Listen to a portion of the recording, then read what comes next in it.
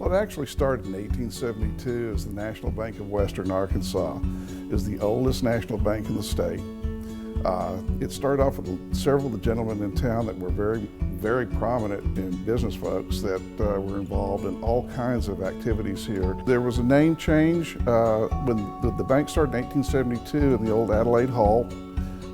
In 1886, they changed the name to the First National Bank of Fort Smith, and they moved to the spot at 6th and Garrison, built a little two-story building there, and stayed in that until 1909 when the big white building was built. Our very first president was Bernard Bayer.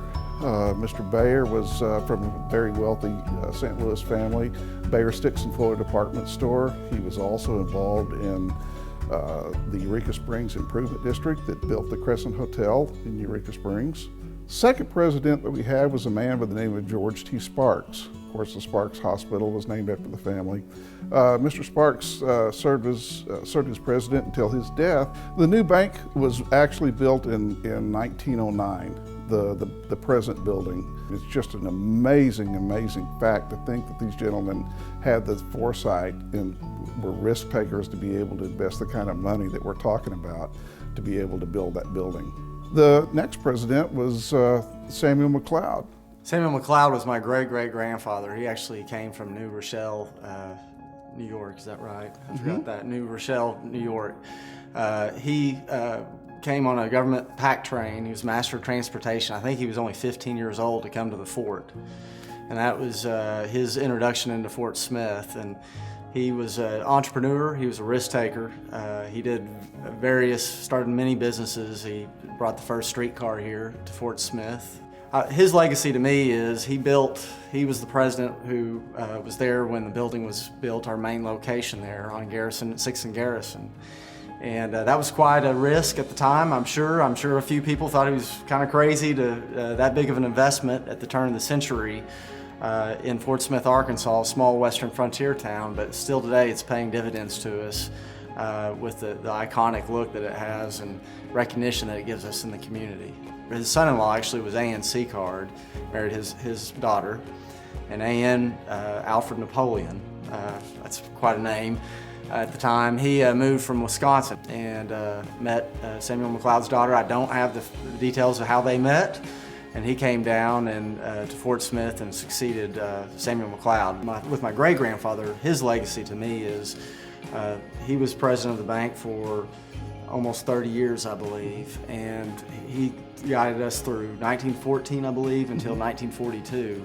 There's a big section of there that was a pretty transformative thing that happened. It's called the Great Depression. And many banks around the country failed in those times, many banks, and we survived through that and continued to grow. So that's really his legacy, I think, and the leadership that they had with the board and the management of the bank during those times as we survived through that severe depression. Ann's son was McLeod Seacard, and that was my grandfather. In the 50s and 60s, that was a period of stability and growth for our community, and we expanded with new locations. You know, our only location was that main bank for decades, and we started into branch banking, and he put us all over the Fort Smith region. We started with that with his leadership, and he had a stroke when my father was only 29 years old, and so my dad had to step in at that point in time with a lot of support from the board and take a leadership role and lead the bank at that time.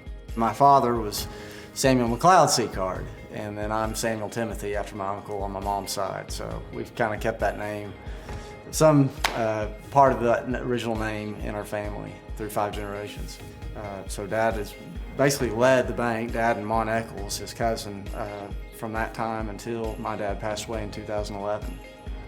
And during Dad's time, we expanded not only throughout the region, but also we expanded in different industries. We own BHC Insurance. We expanded in Northwest Arkansas, Sallisaw, Van Buren region. And his legacy to me is his commitment to community. He had a real passion for the community, really bought into the fact that we do as well, our organization, our bank does as well as the community does, and so he was very passionate about that, and he's really instilled that in our people and our culture. You have to tie our history with the history of our community and the history of our country. We're economically dependent on our community, and I'd like to think that we've made a big difference in our community and helping it grow over these decades and over a century.